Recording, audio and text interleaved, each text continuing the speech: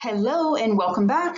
We are continuing our journey through chapter 13. We just got done taking a look at anatomy of the spinal cord, meninges and sectional anatomy and gross anatomy. So now we're going to take a look at nerve anatomy, which is a little bit of a review from a little bit of what we learned in lab in 231, and also distribution of the sensory and motor pathways, which is going to be very important in chapter 16. So if you remember, we had this diagram in your lab manual from lab, I can't remember the number, 16 or 17, something along that lines. But here, since we are looking at spinal nerves, they cover this in lecture here in this chapter. So if you remember nerves, these are spinal nerves or peripheral nerves. So they're showing the spinal nerve, but this would be true of like your sciatic nerve or ulnar nerve or radial nerve, whatever nerve you're talking about that's a peripheral nerve, would be organized this way. So the nerve is a bundle of axons, not cell bodies. Cell bodies are going to be somewhere else. The axons are all bundled together, and they could be myelinated or unmyelinated. They're showing a myelinated axon in this diagram, surrounded by a Schwann cell because it's in the peripheral nervous system. And you're going to have an endoneurium, a very delicate connective tissue sheath surrounding on the outside of that Schwann cell, outside of the myelin. And so then you're going to have a bundle of these axons, all with their endoneurium around them. And that bundle is called a fascicle. The fascicle is surrounded by its connective tissue sheath called the perineurium. And then a whole bunch of fascicles surrounded by the epineurium is your nerve. So that is very similar to what we were learning with our muscle organization. We had mysiums, now we have neuriums. So epineurium around the whole nerve, perineurium around the fascicle, and endoneurium around the individual axons, whether they're myelinated or not. Okay, so that should be pretty familiar to you. That was what we saw at the end of 231. So next, we have a couple of diagrams in your book called spinal nerve distribution, and there's one big picture for sensory and one big picture for motor. I'm going to do the sensory first, even though I think motor comes first in the description. Sensory is a little bit more straightforward, so I'm going to do that one first. Before we get into, I have these little lightning bolt animation things that hopefully will make sense, but before we do that, I wanted to identify what it is that we are looking at. So, if you remember from our first video, we had the organization of gray matter. Our dorsal gray horns were our sensory. So sensory information comes into the back side of your spinal cord. The dorsal or the posterior gray horns are where sensory information come in. And if you remember, we had our, I'll do purple, we had our visceral sensory, which they're showing in purple. So remember, visceral sensory is sensory that we are not consciously aware of. So that's like blood pressure or pH or the other kind of chemo or pressure receptors. And then we have at the very tip of the gray horn, this is our somatic sensory. So this is what we can feel. So this is our touch, our pressure, our pain, our vibration, our light touch, hot, cold, those types of things. So that's going to come in and land on neurons in that very tip of the dorsal gray horn. So these purple and red neurons are just to illustrate the different type of information that's being carried on these pathways. The red is somatic, so that's your conscious awareness. The purple is visceral, so that's your unconscious. You don't know that it's happening, but sensory information is coming in anyways. We have our, I'll do the highlighter here. So structurally, we are dealing with our posterior root, right? So that is the branch that's coming off. We have our dorsal root ganglion, also known as the spinal ganglia. That's not labeled here, but this is our, I'm highlighting it here. This is our spinal nerve. Let me see if I can get, there we go. This is our spinal nerve because the two anterior root and dorsal root come together. They fuse to make the spinal nerve. And then we have our rami, because right, I said in the earlier video, the spinal nerve doesn't last very long. It splits quickly into our posterior ramus. Oops, that is not the highlighter. Our posterior ramus and our anterior ramus. Okay, so our dorsal and ventral roots come together, into the spinal nerve, and then the spinal nerve splits into our ramus. So let's say I am having somebody pat me on my back, or tap me on my shoulder. This is my back. I have sensory receptors called exteroceptors. We learned that back in chapter 12. Exteroceptors pick up information from the external environment. So somebody tapping me on my back is going to stimulate my tactile corpuscles, maybe my lamellated corpuscles, my Merkel discs, whatever the sensation is. I'm going to feel that back here. And so it's going to start, let me get my red here. It's going to start right here. So that's the touch, right? So that's going to stimulate that nerve ending. The dendrites are going to pick up on that sensory information, and then they are going to send that information through the posterior ramus, the spinal nerve, the dorsal root ganglia, the posterior root, and land that sensory information in that somatic sensory nuclei. So let's see if my animation will work in this video. There we go. Okay, there we go. So that little red lightning bolt was the initiation of the stimulus in my exteroreceptors in the back. The axon is traveling through the posterior ramus, through the spinal nerve. Remember, these are unipolar neurons. So if you remember, unipolar, right? So the dendrites are on one side. This is the axon, and this is the synaptic knob on the other side. And the cell body is sitting off to the side, right? So that's my cell body. So the sensory information comes in on the dendrites, the signal, the action potential travels along the axon, and then the synaptic knob, I put it in, it should be K, right? Synaptic knob, or telodendria. So the synaptic knob is what's going to be where the lightning bolt is right now. That's going to be synapsing onto neurons, sensory neurons in that somatic sensory nuclei, and then sending them up the ascending tracks towards your conscious part of your brain to recognize that, hey, somebody's patting you on the back. Okay. If it was somebody, touching the front body wall or your limbs, right? So back is from your posterior ramus. If we take a look over here at that other red box, we have exteroceptors and proprioceptors like balance and stuff, body wall and limbs. So front is your body wall or your whole trunk, and limbs. So if somebody's, shaking my hand, can't shake hands anymore, right? Or elbow bumping if you're doing the socially distant elbow bumping greeting.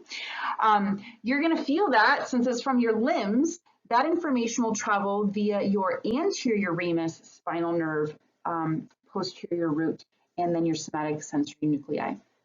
It's just this is going to come into the spinal cord from the anterior branch of the ramus instead of the posterior branch of the ramus. Okay.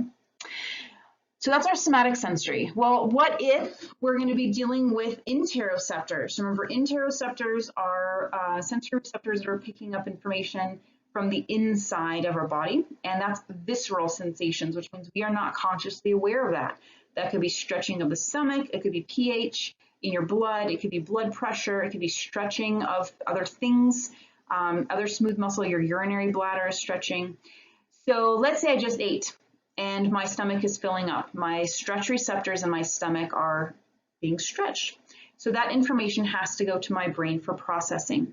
I don't need to feel it. I don't have to feel that my stomach is stretching or that my pH is changing or that kind of information. So this is, the signal is going to start in my stomach, the wall of my stomach.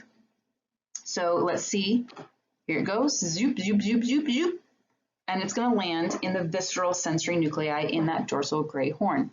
So the structure that it passes through, the sensory, the sympathetic nerve, we're going to see that more in chapter 16, but just know that this is one of the branches coming off of our spinal nerve. We highlighted that as the rami communicantes before.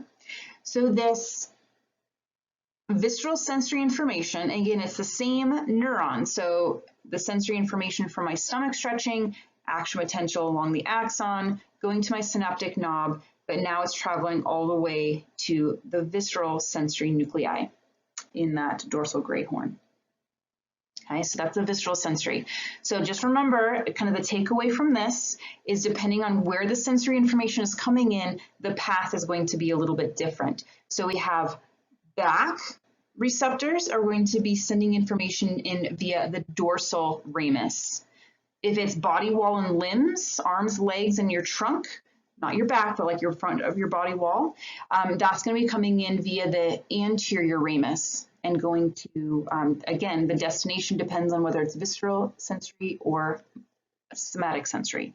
Okay, so that's our spinal nerve distribution for sensory messages. Now we're going to take a look at what's going to happen with the motor command.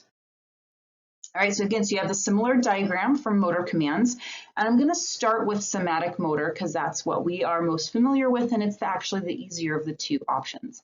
So again, if you remember from the first video, that anterior or ventral gray horn, we had somatic motor was in the anterior gray horn, and then we had visceral motor in the lateral gray horns. Now, lateral gray horns are only found in the thoracic and lumbar segments of the spinal cord. You don't have lateral gray horns in the cervical or the sacral, just the middle part, thoracic and lumbar. So let's take a look. If we wanted to, let's see, I have it. Let's say I'm wanting to kick my leg or wave my hand. So that would be a skeletal muscle in my limb. Okay, body wall and limbs is for the ventral ramus. Muscles of the back is the posterior ramus. So that back and body wall and limb split is the same for sensory and motor, which is kind of nice. So what's the path that this motor command is going to travel on? So if you remember, again, motor neurons were the multipolar. So the signal starts here, action potential runs along to the synaptic knob, right? This cell body is located in the spinal cord, right, in that anterior gray horn. So let's track that little lightning bolt and see the path that this signal is going to go if I'm waving at you. Hi! There we go. So it is going to travel through my anterior root. Okay, so it leaves the anterior gray horn, anterior root, spinal nerve, okay? And since it's my hand, which is a limb, part of my body wall and limb, it's going to use the anterior ramus, and then off it goes. It is a single neuron pathway between the central nervous system, the spinal cord, and the effector, which is the muscle. Okay, so that's pretty straightforward. That's somatic motor. Okay, it's what you can consciously control. We talked about that in the last video. Now, let's say you need to contract a smooth muscle in your lungs. Say you need to do bronchodilation or bronchoconstriction, which would be contraction, or blood vessel dilation in your, I think I'm going to have it go to the thoracic cavity in my little lightning bolt example. So how is that message going to get to my thoracic cavity? Back is my dorsal ramus, body wall and limbs is my ventral ramus. How do I get those motor commands, those visceral motor commands inside my body cavity? Well, we have that, remember the rami communicantes, those little branches that are coming off of the spinal nerve? This is going to be the path that we're going to get those messages deep inside of our body.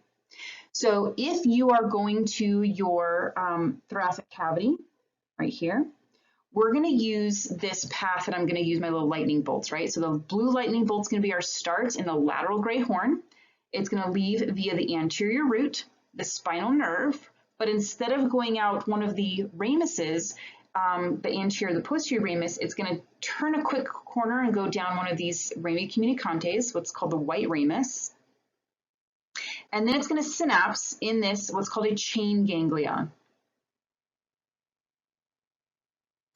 Right here, the sympathetic ganglia. Sometimes it's called the sympathetic chain ganglia. So my blue lightning bolt, this is the pre-ganglionic neurons. This is the first of a 2-neuron pathway. So it's going to be more like this.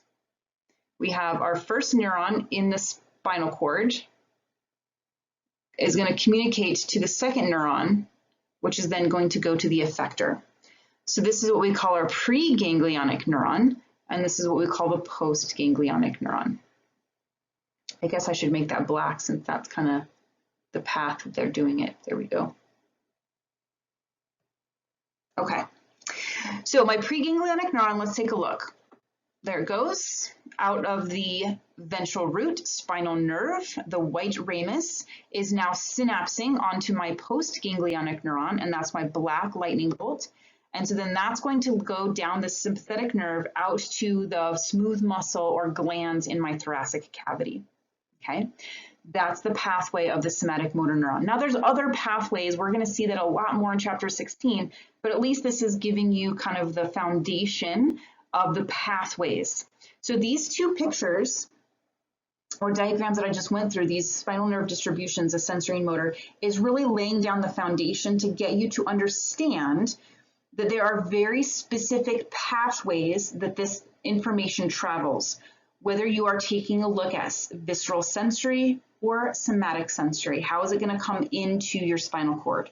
How are you going to send out visceral motor versus somatic motor? It's going to go out these very special pathways and depending on its destination. So let that settle to be kind of the big picture is what's the pathway that this information is traveling, either towards the CNS in your afferent pathway or away from the CNS in your efferent pathway.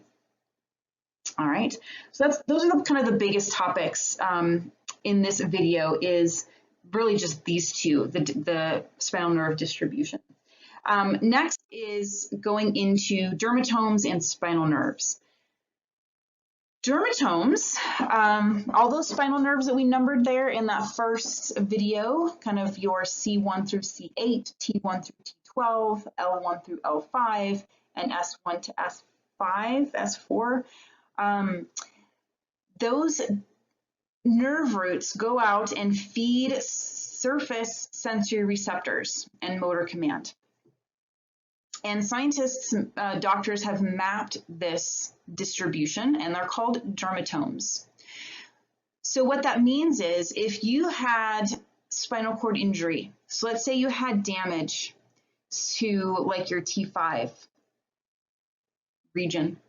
So they could tell that, so let's say you're there in the hospital and they're going to have their little probe and they're saying, can you feel this? Can you feel this? Can you feel this? And you're going to say yes, yes, yes.